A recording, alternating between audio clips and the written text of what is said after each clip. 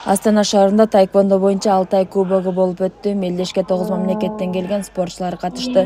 Кыргызстандын жаштар курама командасы 1 күмүш, 4 коло медалга ээ болушту.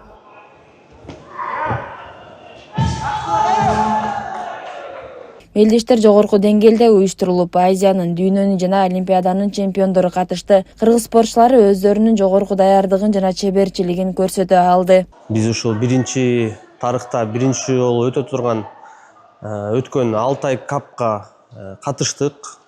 Даярдык жакшы болду. Биздин балдар биздин Ысык көлдө сбордо болушту. Анан Бишкекте дагы предстарт болду.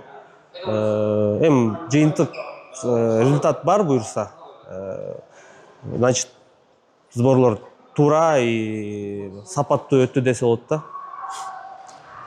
Чоңдор арасында Айдын Алтыбаев жана Тамира Сулайманова коло медалга ээ болушту. Ал эми жаштар курама командасынан Пигай Богдан күмүш медалга, Эрбол Ишимбеков жана Злата Купцова коло медалга ээ болушту. Жарыш жакшы өттү, баарды жакты, организация баарды жакшы.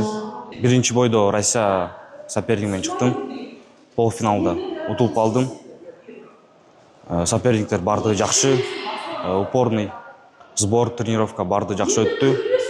Каждый день кылдык, каждый день тренировка баарды жакшы өттү. Готовились долго.